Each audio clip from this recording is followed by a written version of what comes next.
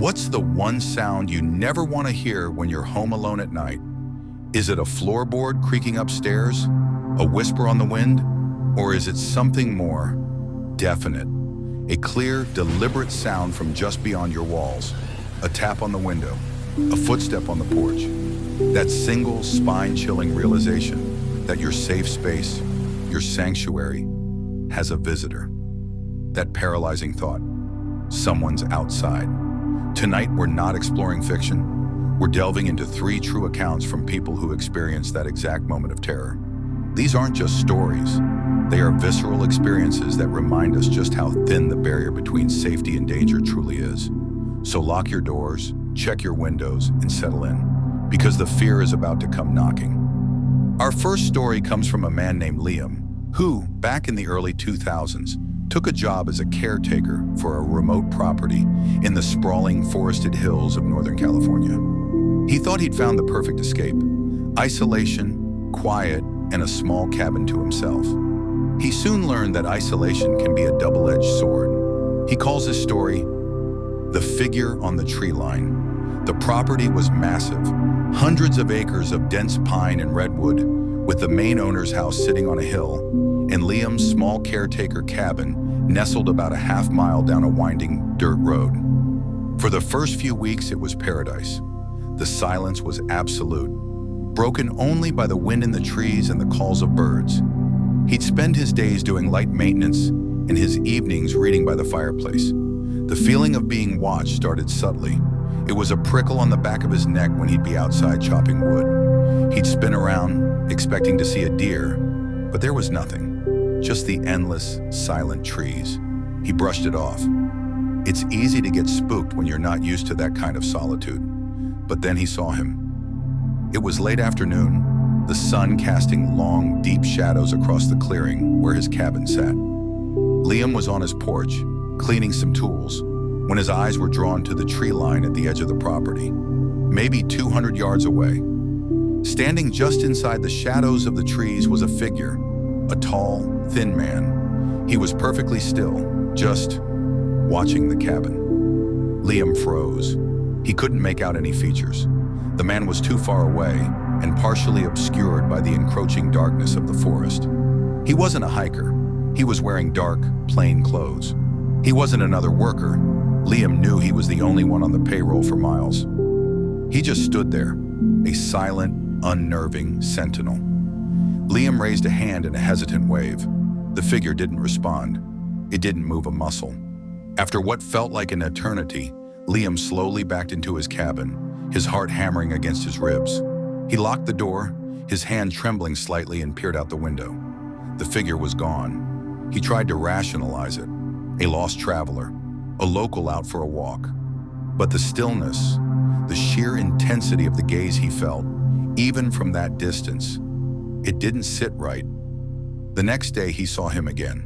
Same spot, same time, as the sun began to set. And again the figure just stood there watching. This became a ritual. Every evening Liam would look to the tree line and the figure would be there. It was a terrifying silent promise. This went on for over a week. The constant surveillance began to shred his nerves. He started keeping the blinds drawn. He stopped enjoying the outdoors. The beautiful silence of the forest now felt heavy and full of menace. This was a unique kind of home invasion horror. Not a breach of his walls, but a siege on his peace of mind. He was a prisoner in his own home. The breaking point came on a Tuesday. That evening he looked to the tree line. The figure was there, but he wasn't in the same spot. He was closer, maybe 50 yards closer, standing by a large oak tree that was well within the clearing. Liam's blood ran cold. The unspoken rule had been broken. The distance that provided a thin veil of safety was shrinking. He didn't go outside for the next 2 days. He ate canned food, stayed inside, and tried to pretend the world beyond his 4 walls didn't exist. On the 3rd day, his supplies were running low. He had to go into town. With a deep breath, he grabbed his keys, unlocked his door, and stepped onto the porch. And he saw it. On the wooden railing of his porch, placed directly in his line of sight, was a small, crudely carved wooden bird. It was whittled from a piece of pine, the knife mark still fresh. It hadn't been there before. He stared at it, the implication washing over him in a wave of pure ice. The figure hadn't just gotten closer. He had been on his porch. He had stood right here, feet from the door, while Liam was inside. He had left him a gift, a message. "I can get to you whenever I want." Liam didn't even go back inside. He got in his truck and drove. He floored it down the dirt road, not looking back, his mind reeling. He drove to the nearest town, called the property owner, and quit on the spot. He never went back for his things. He didn't want them. He just wanted to be somewhere with streetlights, with neighbors, with noise. He never found out who the man was or what he wanted. And that's the part that still haunts him, the not knowing. The silent watcher on the tree line is one of the most chilling, true scary stories, because it's a reminder that sometimes the most terrifying threats are the ones that never fully reveal themselves. Well, they just let you know they're there, waiting. Our second story takes us from the isolation of the woods to the perceived safety of a quiet suburban neighborhood. It comes from a woman named Maya, and it deals with a fear that is deeply ingrained in our psyche. A sound that doesn't belong, a sound that repeats, a sound that gets closer. She calls this story the scratching at the door. Maya was a teenager at the time, living with her parents and younger brother. Their house was a typical two-story home on a cul-de-sac. It was the kind of place where kids left their bikes on the lawn and no one locked their doors until they went to bed. One night, Maya was up late studying for a final exam. Her parents and brother were asleep upstairs. The house was completely silent. Around 1 a.m., she heard it, a faint scratching sound. It was coming from the back of the house, from the sliding glass door that led from their kitchen to the backyard patio. At first, she thought it was the neighbor's cat, a big ginger Tom that often wandered into their yard. She tried to ignore it and focus on her textbook, but the scratching continued. It wasn't frantic, like an animal wanting to be let in. It was slow, rhythmic. Scrap. Pause. Scrap. Pause. A knot of unease tightened in her stomach. She quietly got up from the dining room table and crept towards the kitchen. The lights were off and the only illumination came from a street lamp filtering through the front window. She peered towards the back door. The vertical blinds were closed so she couldn't see outside. Scrap. Pause. Scrap. It was louder now. It sounded intentional, like a fingernail or maybe a rock being deliberately dragged down the surface of the glass. Her heart started to pound. This wasn't a cat. The feeling that someone's outside was no longer a suspicion. It was a certainty. She backed away slowly, her eyes glued to the blinds, half expecting them to be ripped aside at any moment. She fumbled for her phone and texted her dad, who was asleep just one floor above her. "Dad, wake up. I think someone is in the backyard."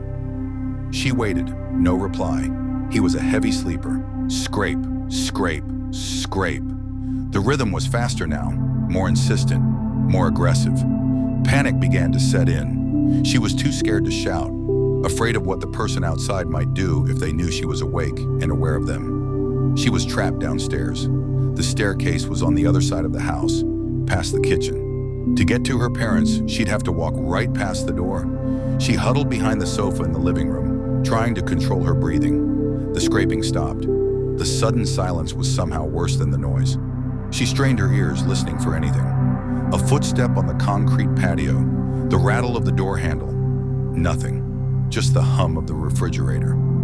After a few minutes that felt like a lifetime, she convinced herself it was over. Maybe it was a prank.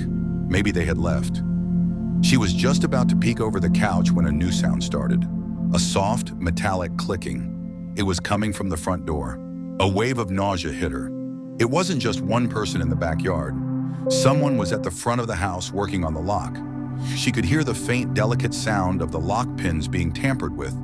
They were trying to get in. This was no longer a simple scare.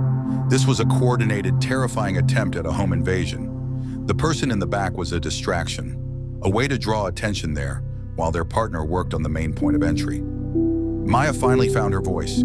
She screamed, not a small yelp, but a full-throated, blood-curdling scream. She screamed her dad's name over and over.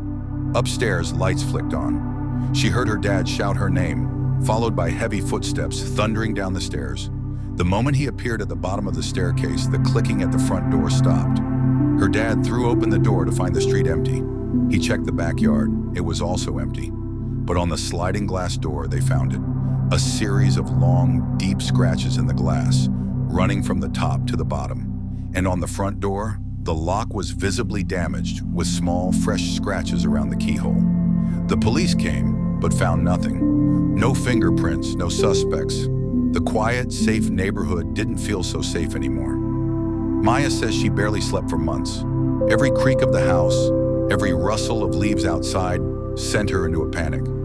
The experience taught her a hard lesson that many true scary stories echo. Safety is an illusion, and evil can come to your doorstep, scratching, waiting to be let in. Our final story tonight is perhaps the most unsettling. It comes from a couple, Mark and Sarah, who were living in a small, isolated farmhouse in rural Minnesota during a particularly brutal winter.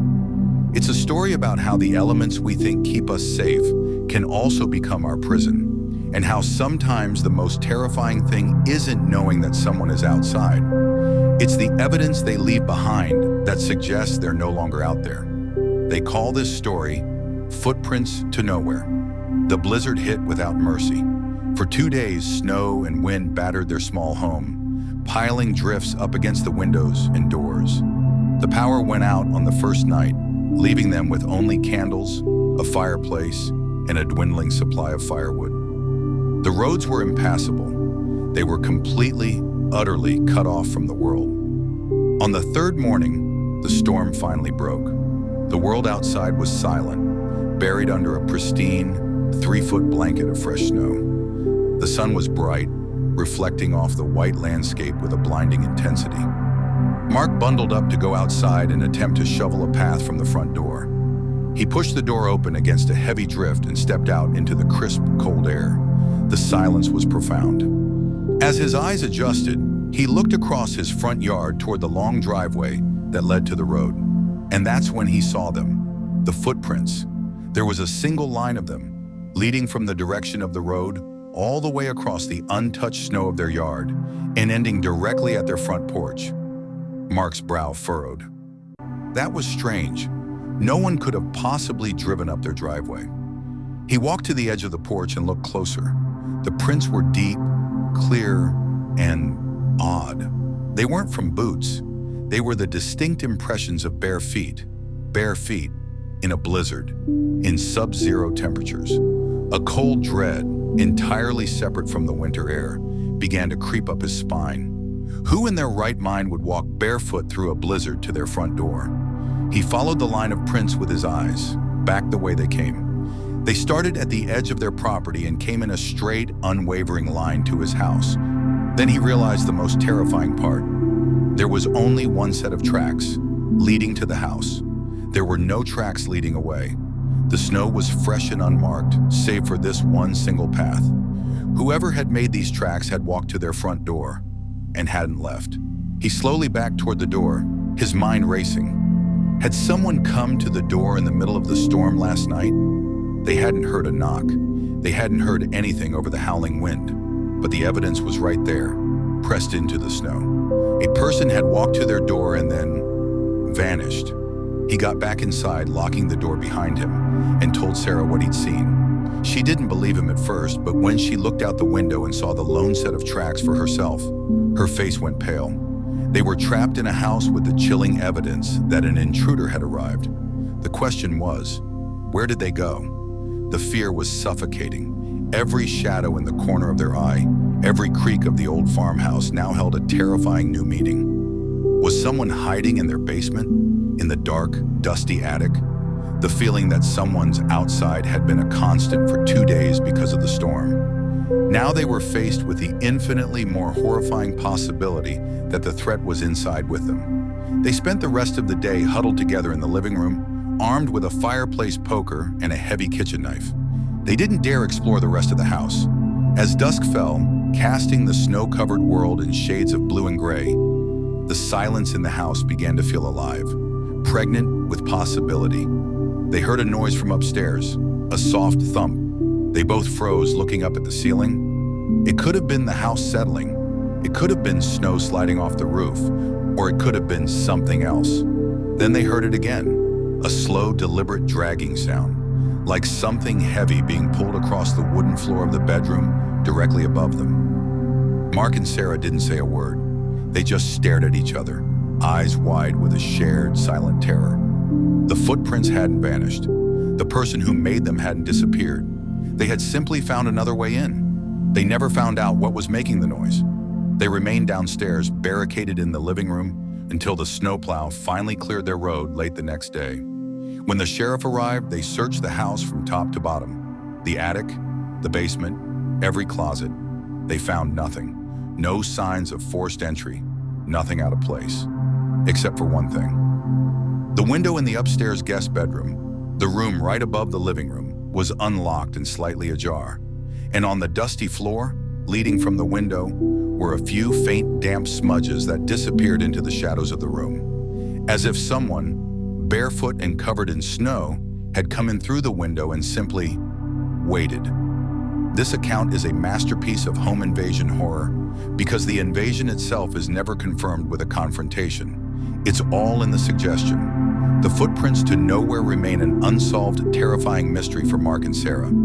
A chilling reminder that sometimes, when you think someone's outside, you might be wrong. They might already be in. The man on the tree line, the scratching at the glass, the footprints in the snow. 3 different stories, 3 different locations, but one shared universal fear: the violation of our safest space. These stories stay with us because they could happen to anyone, to you, to me.